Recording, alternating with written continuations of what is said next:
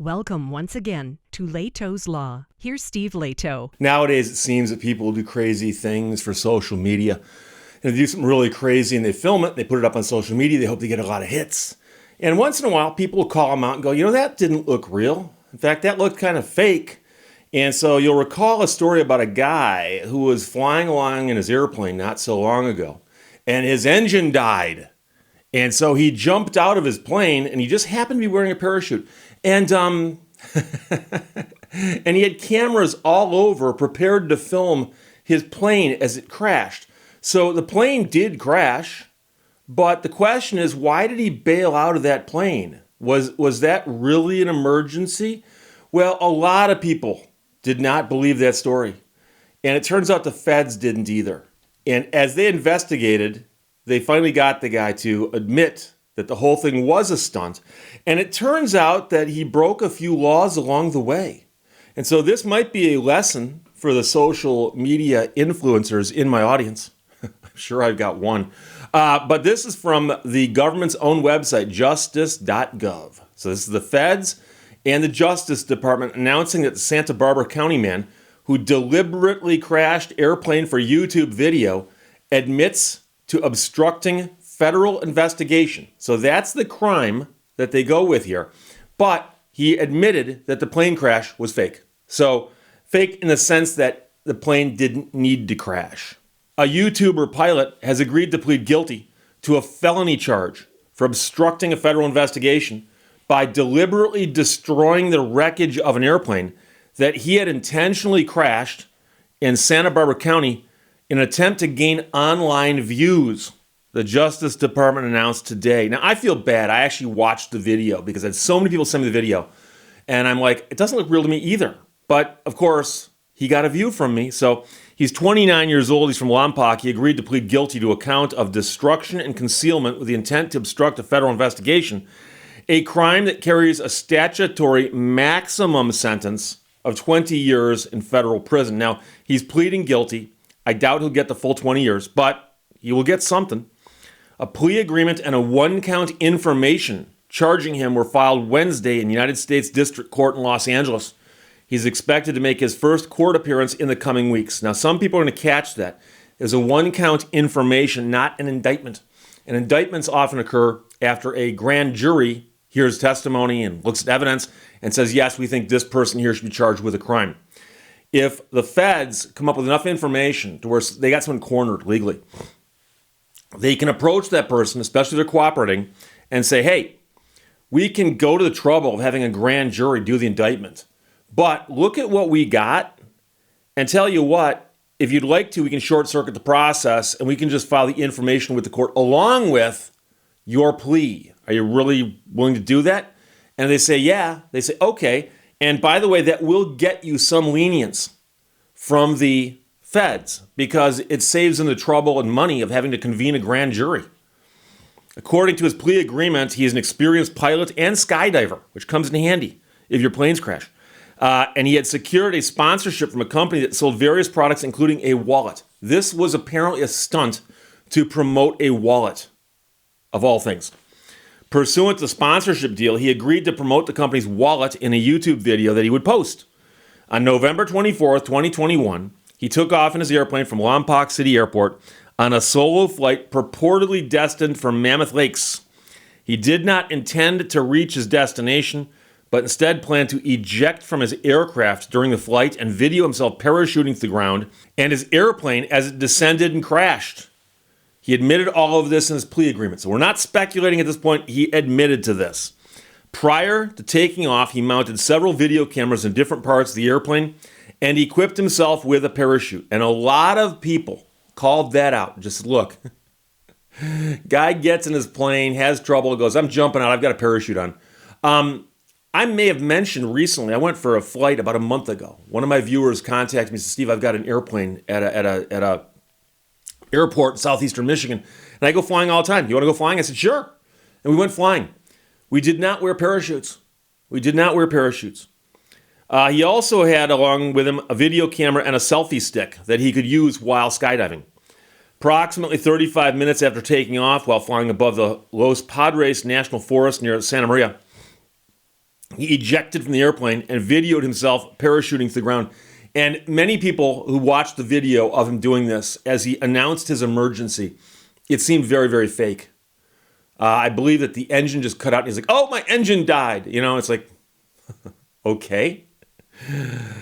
Using a video camera mounted on the selfie stick and the cameras he mounted on the airplane, he was able to record the airplane as it descended and crashed into a dry brush area in the national forest.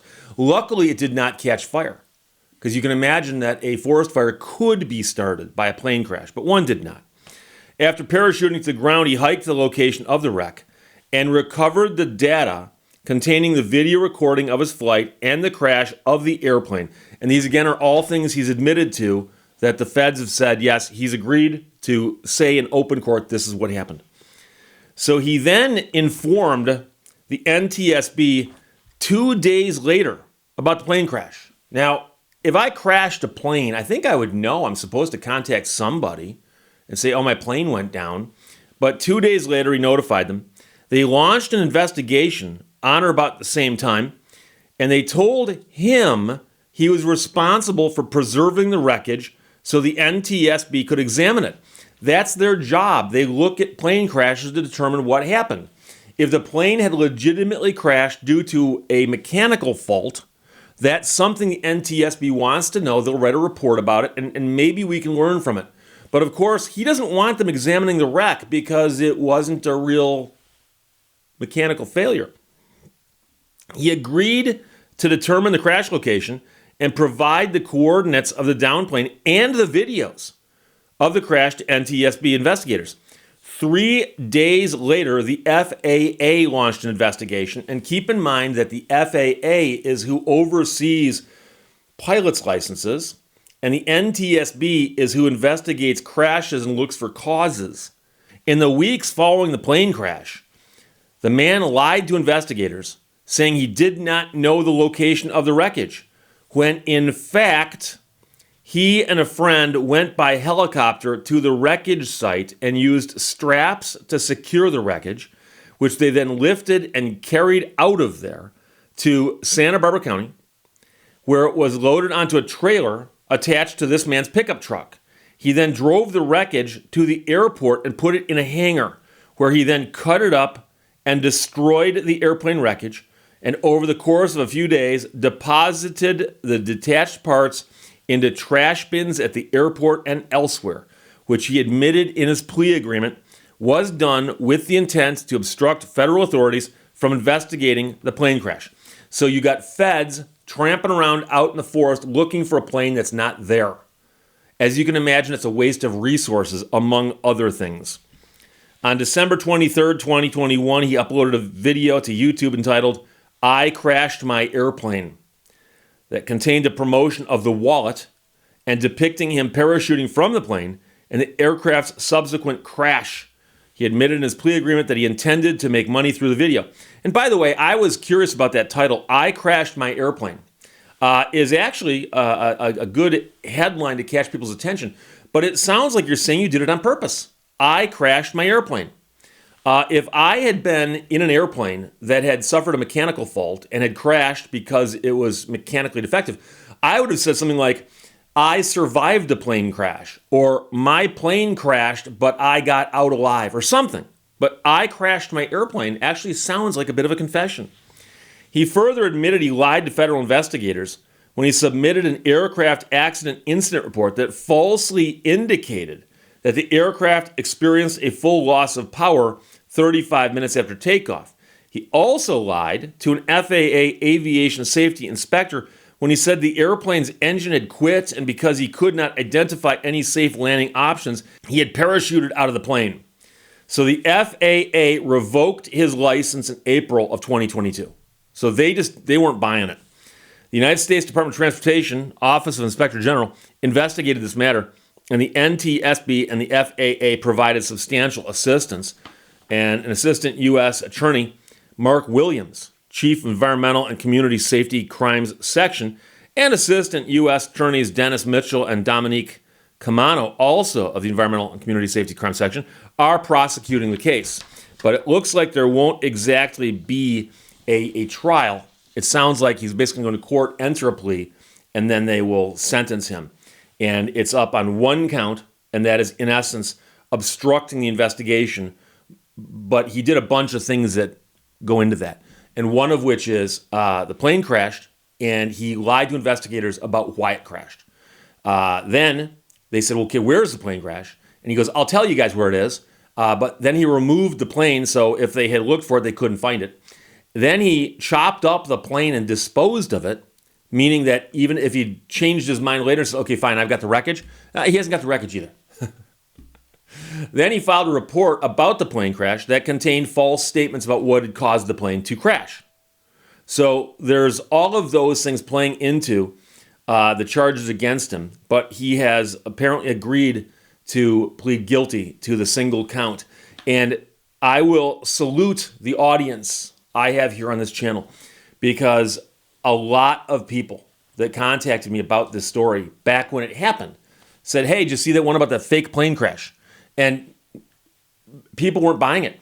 And that's actually a scary concept if you think about it, because we've gotten to the point now where people post stuff on YouTube, and our first thought is this fake? This could be fake. I wonder if this is fake.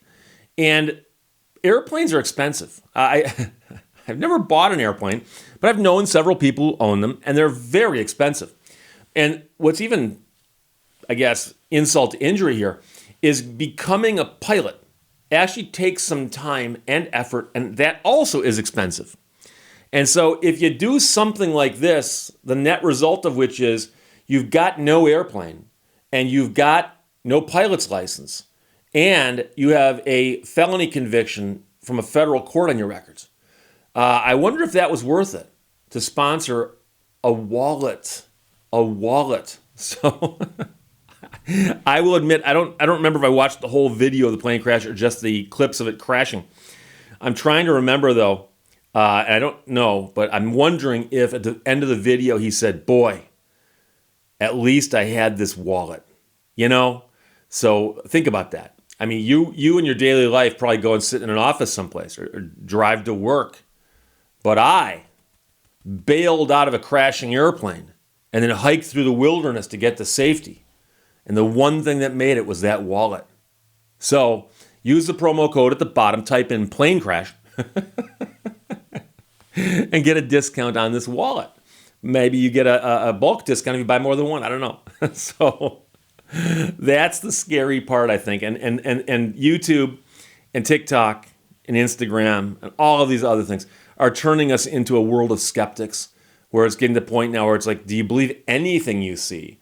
And yes, somebody would actually intentionally crash an airplane just for clicks and for a sponsorship deal with a wallet company. So I had a lot of people send me the story. Thank you very much. From justice.gov. The story's been dissected everywhere, but I like the press release because it just lays it right out. Santa Barbara County man who deliberately crashed his airplane for YouTube video admits to obstructing federal investigation. We'll find out more somewhere down the road when he gets sentenced. Questions or comments, put them below. Let's talk to you later. Bye-bye. Thank you for watching Lehto's Law. Never let fear decide your fate.